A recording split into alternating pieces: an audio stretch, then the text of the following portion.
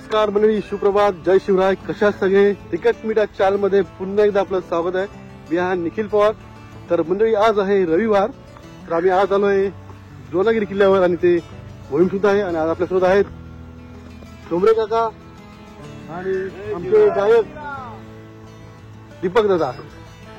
तर चला मंडळी, व्हिडिओला सुरुवात करूया. प्राचीन काळापासून उरण बंदर म्हणून प्रसिद्ध आहे. त्या काळी बंदराच्या संरक्षणासाठी उरण गावामध्ये तटबंदी बांधण्यात आली होती. तसेच उरण बंदराचे रक्षण करण्यासाठी करंजा बेटावरील द्रोणागिरी डोंगरावर किल्ला बांधला होता. आजही हा किल्ला द्रोणागिरी अस्तित्वात आहे. मुंबईहून कोणत्याही ऋतूत एका दिवसात करता येणारा हा छोटा आणि सुंदर ट्रेक आहे.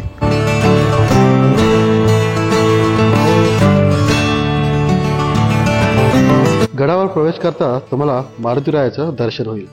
या गडाचा इतिहास म्हणजे सातवाहनांच्या एका शिलालेखात उरणजवळील मोरगावचा उल्लेख आहे. 7व्या शतकाच्या प्रारंभी पुलकेशी चालुक्याने मोर्याची खारापुरी ही राजधानी काबीज केल्याचा उल्लेख ऐहोळे येथील शिलालेखात आहे. खारापुरी या राजधानीपासून जवळ असणाऱ्या उरण बंदराचे रक्षण करण्यासाठी करंजा बेटावरील द्रोणागिरी डोंगराचा किल्ला बांधला असल्याची शक्यता आहे. तर म्हणजे पुढे आपण 10-15 मिनिट चालत आलोय. पुढे आल्यानंतर तिथं आराम करू शकता. आणि इथे 2 मूर्त्या आहेत देवांच्या. त्याला पाहून आता आम्ही पुढे प्रश्न.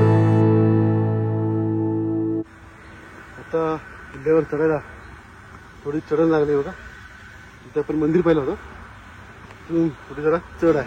द्रोणागिरी किल्ला देवगिरीच्या यादवांच्या ताब्यात होता. इसवी सन 1530 मध्ये पोर्तुगीजांनी या किल्ल्याची डागडूज केली. 1535 मध्ये अंतोनियो दो पार्तो या पाद्रीने नोसा सनेर, एन.एस. द पेन्ना व सॅम फ्रान्सिस्को ही चर्चेस बांधली. 16व्या शतकात काही काळ हा किल्ला आदिलशाहीकडे होता. त्यानंतर हा किल्ला इंग्रजांकडे गेला.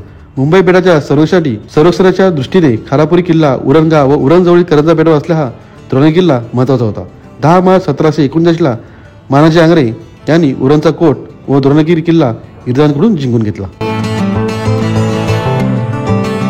पुढे आल्यानंतर मंडळी गडाचा एक बुरुज तुम्हाला नजरेत पडतो. त्याला स्वागत बुरुज असं नाव दिलंय.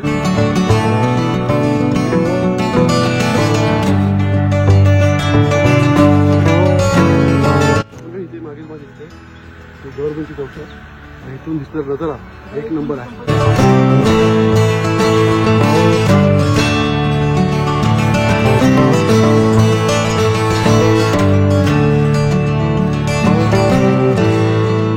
तर मंडळी, मागे वातावरण क्लिअर नसल्यामुळे आपल्याला किल्ले दिसले नाही.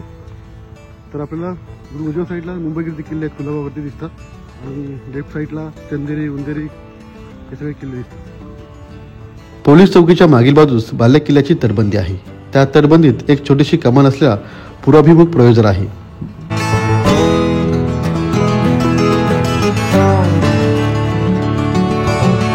बाल्या किल्ल्यात प्रवेश केल्यानंतर डाव्या बाजूस उत्तराभिमुख एन.एस. द पेन्ना हे पोर्तुगीजांनी बांधलेले चर्च आहे. अशी अजून 2 चर्च किल्ल्यावर होती, पण ती आज आढळत नाही.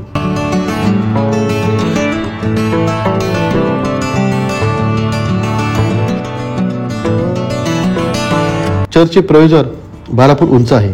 त्याला 3 खिडक्या व 3 झरोके आहेत. या झरोक्यांना एकाही रंगीत काचेच्या खिडक्या असतील.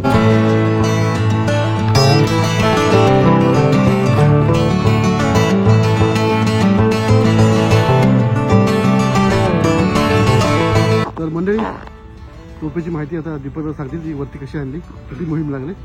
हे शिवराय मित्रांनो, ही शत्रूवर आग ओकणारी वाघीण तोफ 2-3 वर्षापूर्वी उरणमध्ये खोदकाम चालू असताना ते सापडली. आणि गणेश तांडेल, गणेश माळी, गणेश गोहिर, जयकांत शेत्रे ह्या दुर्गसेवकांनी ही तोफ गडाच्या बालेकिल्ल्यावर आणण्यासाठी तब्बल 4 मोहीम घेतल्या. आणि प्रत्येक मोहिमेला जवळजवळ अख्ख्या महाराष्ट्रामधून 500 ते 700 असे दुर्गसेवक आले.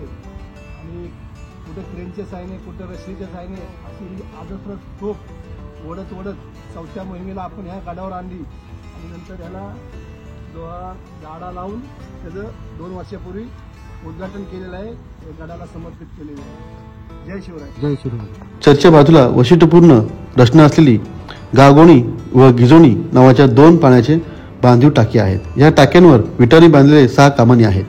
2 कमानीच्या मध्ये वरच्या बाजूस डाव्या आडव्या लाद्या बसवलेल्या आहेत. त्यामुळे पाण्याचा पृष्ठभाग झाकला जाऊन पाण्याची वाफ कमी होते, पाण्यात पडत नाही.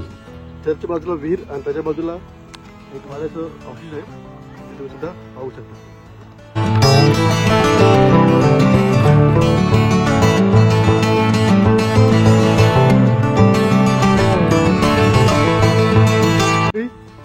आता आपण इथे ध्वजापाशी होतो. ध्वजापासून खाली उतरल्यानंतर खाली गडाचा प्रवेशद्वार आहे आणि तिथे गणपती स्थापना सुद्धा केलेली आहे, ते आपण पाहणार आहोत. तर मध्ये आपण जाताना हा एक सुद्धा छोटासा प्रवेशद्वार लागतो. गोमुखी प्रकाराचा हा प्रवेशद्वार आहे.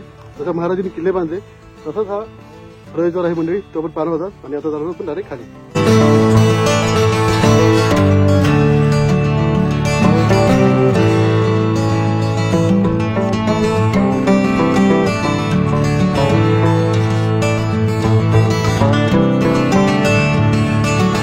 तर आता आपल्याला दीपक दादा या प्रवेशद्वाराची माहिती सांगतील.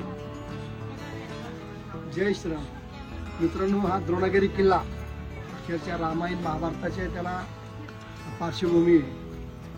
हा किल्ल्याचा हा सर्वात मोठा मेन दरवाजा, महादरवाजा हा.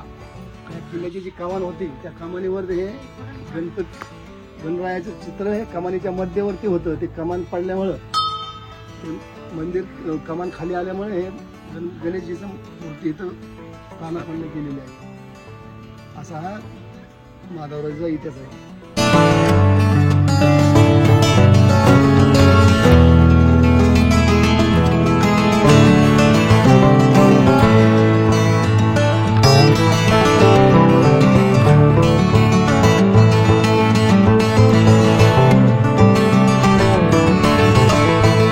मंडळी, प्रवेशद्वार पाहिल्यानंतर आपण तिकडून आलेलो आहे आणि आज प्रवेशद्वार सुद्धा बघितला आपण.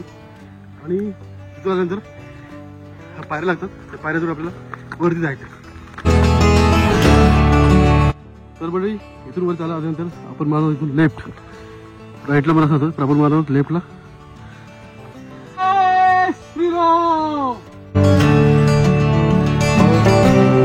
तर मंडळी, आपण थोडं 5-10 मिनिटं चालत आल्यानंतर डाव्या साईडला एक पाण्याचं टाकर लागतंय, ते सुद्धा साफ केलंय.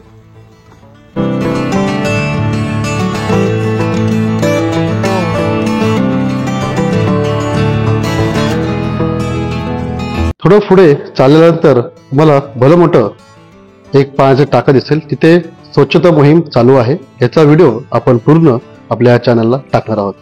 जय शिवराय मित्रांनो, हे आमचे दारकरी ऋषीदादा थळी, ते आम्हाला गडाचे हे सेवेकरी आहेत द्रोणागिरीचे. ते आम्हाला अपरिचित असणारं टाकं टाकण्यासाठी घेऊन चालले आहेत. आम्ही त्यांच्या मागे मागे चालत चालले जाऊ. बघूया कुठे घेऊन जातात ते आपल्याला.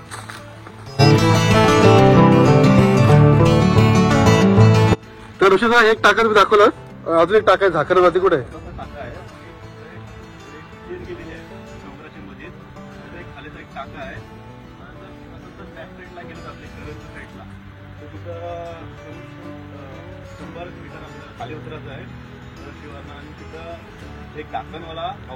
तिथं आपण जात नाही ना. आपल्याला म्हणजे थोडं रिस्की आहे. धन्यवाद. मंडळी, हा होता द्रोणागिरी गडावरील व्हिडिओ. तर मंडळी, गडावर खूप काहीतरी पाहण्यासारखं आहे, ते आपण पाहिलं. तर मंडळी, व्हिडिओ कसा वाटला नक्की कमेंटमध्ये नक्की सांगा आणि लाईक करायला विसरू नका आणि कमेंटमध्ये जय शिवराय लिहायला पण विसरू नका.